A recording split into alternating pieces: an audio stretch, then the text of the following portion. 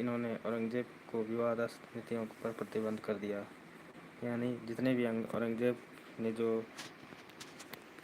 नीति अपनाई थी, उन्होंने इन पर क्या किया, बहादुर शाह प्रथम ने नीति को प्रतिबंध कर दिया, जिसमें मराठा नीति, राजपूत नीति, सिख नीति, जाट नीति और धार्मिक नीति थे जो औरंगज़ेब ने अपनाया था, उसे प्रतिबंध कर दिया गया।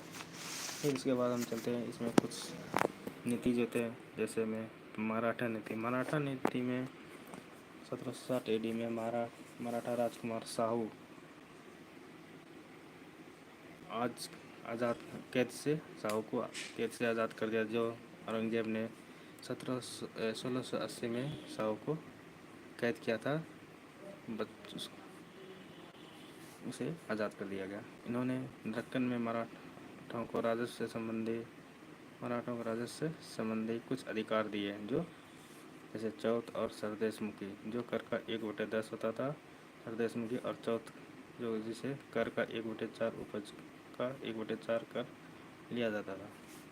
फिर सिख नीति में सिखों के साथ शांतिपूर्ण संबंधों की घोषणा की। फिर गुरु गोविंद सिंह को 5000 का मनसब प्रदान किया गया। किसने? शाह आलम प्रथम, जो मुअज्जम जिसे कहा जाता था, बहादुर शाह, उन्होंने गुरु गोविंद सिंह को 5000 का मनसब प्रदान किया। फिर और पंजाब में सिखों के कुछ अधिकार भी प्रदान किए गए थे।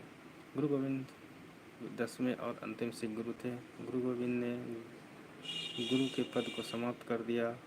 इन्होंने सिख धर्म के अंतर्गत खालसा पंथ की स्थापना की। इन्होंने पंचककार का सिद्धांत प्रस्तुत किया, जिसमें केस, गंगा, कृपान, कच्छा जिसे कहा जाता है। 1708 में गुरु गोविंद सिंह की हत्या पर एक अफगान के द्वारा नांदेड़ में कर दी गई थी। गुरु गोविंद सिंह की हत्या एक अफगान के द्वारा नांदेड़ जो महाराष्ट्र में नांदेड़ महाराष्ट्र में जो हत्या कर दी गई। गुरु गोविंद सिंह के प्रमुख शिष्य बंदा बहादुर थे, जो कुछ समय पश्चात बंदा बहादुर ने मुगल बादशाह का विरोध किया।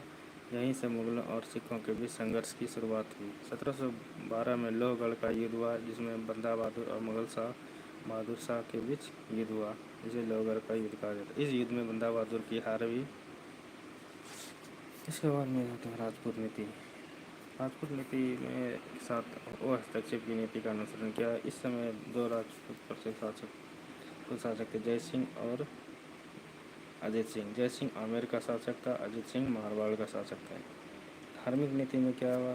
धार्मिक नीति उन्होंने अपने पिता के धार्मिक को परिवर्तित कर दिया, बहादुर शाह ने।